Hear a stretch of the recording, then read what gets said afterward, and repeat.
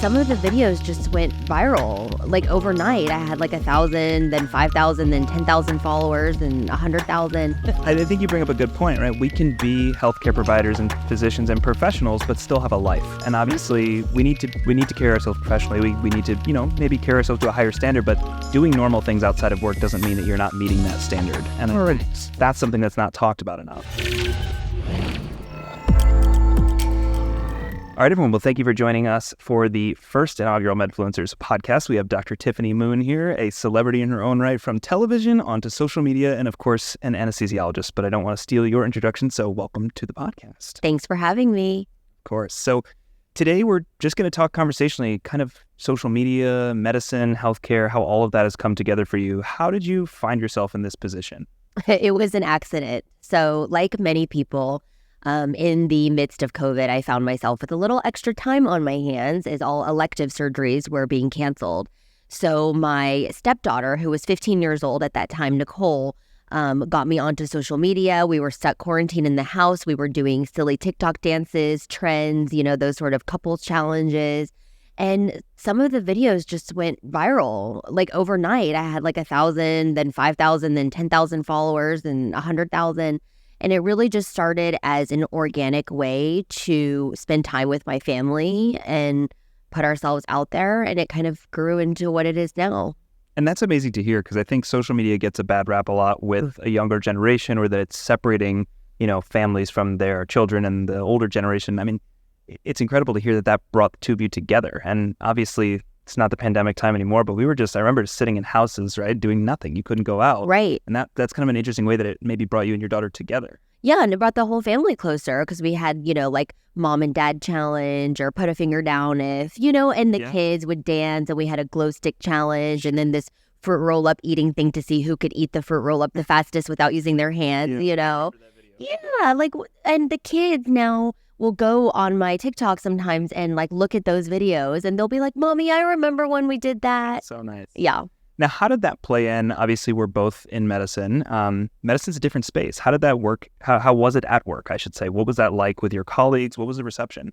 Not warm was the reception. Most of the people that I work with at my teaching institution, traditional academic teaching hospital, didn't understand social media. And I think they looked at it sort of with a frown. I'm not even sure if many of them saw my videos, but the commentary I was getting sort of through the grapevine was that, why is Tiffany putting herself out there? She's embarrassing herself. And now she's like shaking her butt and doing some little dance. That's not the side of physicians that we should be representing to the general population. Just that vein of commentary. Right. And now, it's been a while since that time. Is it the same sentiment now? Has that changed at all among the folks that you work with, at least clinically? I don't really ask what they think anymore, so I don't really know the answer to that question, honestly. I think some of them probably still frown upon my social media presence and think that posting videos about shopping or dancing or, whatever is inappropriate is the word, or not professional is like the word that I hear a lot. But my whole thing is what I choose to do on my evenings and weekends and days off when I am not, being on the clock at the hospital, I'm not receiving the paycheck that day, is my damn business. Exactly. And if I want to shop, if I want to make videos, if I want to make cooking videos, like you make golf videos. So why is that more professional than my shopping videos? It's my hobby. I'm not hurting anyone. I'm not doing anything against the rules. And if you don't like it so much, why are you still watching? Because they're watching. That's very true. And I think you bring up a good point, right? We can be healthcare providers and physicians and professionals, but still have a life. And obviously, we need to carry ourselves professionally. We need to, maybe carry ourselves to a higher standard. But doing normal things outside of work doesn't mean that you're not meeting that standard. And Correct. That's something that's not talked about enough. I agree with you 1,000% there. And I just think, yes, we should be held to a higher standard professionally. But if I'm not doing anything illegal or inappropriate, like those are the things that I like to do. And I want my physician to be well-rounded and happy and have hobbies and a sense of humor. I don't want a physician who goes home and doesn't do anything or, reads and is sad and depressed and has no social life. I want my physician to be the kind of person that is, I think it's relatable and actually builds trust amongst patients. And I think your social media in particular is almost empowering to be like, you can be this incredibly successful, fellowship-trained professional and also have a life and do fun things and be normal and normalize showing off that part of your life. I think men and women alike in medicine feel like, I can't show off and going out to dinner or having a drink with my friends because maybe that's unprofessional. And it's like, it's not. I mean, it's not. It's Friday night. You should be having a drink with your friends. Exactly. And share, if you don't mind, a little bit your background, your training, because it's incredible all that you've accomplished outside of social media, but some of your anesthesiology training, I guess, and your fellowships. Yeah. So I was a big nerd growing up. I came to America when I was 6 years old and learned English. Then we moved around a lot because my parents were very working class. And every time my dad got a slightly better job, we'd move to the next nicer apartment. We didn't actually have a freestanding house until I was 10 years old. So I was quiet, didn't have a lot of friends, didn't have a lot of extracurriculars. So I was a nerd. Books were my friends. So I ended up going to an early college entrance program at the age of 15, moved out of my parents' house, went to live in a dorm, went to college level classes. So I graduated from Cornell when I was 19 years old, went straight into medical school. So graduated from UT Southwestern, AOA, at the ripe age of 23, did my residency at UCSF, which is arguably one of the top anesthesia residency programs in the country. Was supposed to do a cardiac fellowship, but around that time, my husband and I had been doing long distance between San Francisco and Dallas, and it was just getting really, really hard on our relationship to be apart that long.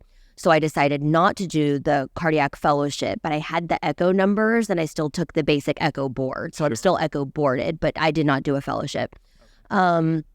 And then moved back to Dallas, got married, signed on to be an attending, and it's the only job I've ever had. So I'm in a level 1 trauma center, academic teaching hospital. I teach residents and medical students. I've written probably 50 book chapters, review articles, and original manuscripts. I have funded research, clinical trials that I'm running. Wow. I do big thoracic and vascular cases, everything other than pump open heart cases. And I'm busy, so when people are like, she's like, social, people are like, do you even work anymore? And I'm like, yeah, I just did an open AAA bypass the other day. Like, are you kidding me? What do I mean? It's insane to listen to how much you've accomplished. And I think for those that maybe know you or are listening or watching this because of Real Housewives, which maybe we can get into in a minute, I think they see a very different person on TV or on social and then hear these credentials. I mean, even I know you and I'm like, I can't believe I'm in the, I have like imposter syndrome to have this conversation because you're so successful at such a young age and have done so much and continue to balance that out. Segueing into the Real Housewives and how that has how it came about, how it's affected your life. What has that been like for you? It's been a little crazy. I mean, if they had things to talk about me dancing on TikTok, they really had a lot to say about going on Real Housewives. Right. The producers had pursued me for about 2 years prior to me actually doing the interview and joining the show. And even before when they had asked me to go interview, I was like, no, I think that show's not good. It's not good for my brand. I hear there's a lot of fighting. It's not really for the rah-rah female empowerment that I stand for. But they kind of, wore me down. And then one day I was talking to my friend about doing it. And she said, don't you want to go on that show and show people that you can be like this high-powered academic anesthesiologist who, writes papers, teaches residents, gets teaching awards, and still have a sense of humor, be fun. And she's like, and you'll get to show off all your fashion. And I was like, for the fashion. I'm doing it for the fashion. And the Birkins. And the Birkins. That's right. Although Housewives did not bring me any more Birkins. But I did get to, show my Birkins. It was a conscious decision that I made to go on that show. And I thought that, it would be good to show people that you can be this diverse individual and have interests outside of medicine. Did I accomplish that goal? Maybe, maybe not. Yeah. But I'm glad that I did it. Incredible. And again, it's incredible all that you've managed to accomplish. In our parting moments here on the podcast, is there anything else that you want to share with the listeners and viewers? No, I mean, you brought up, imposter syndrome, and I had that my whole life. Sometimes I still do, thinking, wow, if they find me out, But I just, for all the people listening out there, like, follow your dreams. I know that sounds cliche, but if you can dream it and put in the hard work, I think you can achieve it. There are so many resources out there. You can learn basically any skill on YouTube. And I think with the right amount of hard work and dedication, people can really do what they want. Amazing. Well, incredibly insightful. Thank you, Dr. Tiffany Moon, and thank you all for listening. Thanks, guys. Thanks for listening to the MedFluencers Podcast. Be sure to subscribe and check out our other episodes on YouTube, Spotify, Google Podcast, Amazon, and more.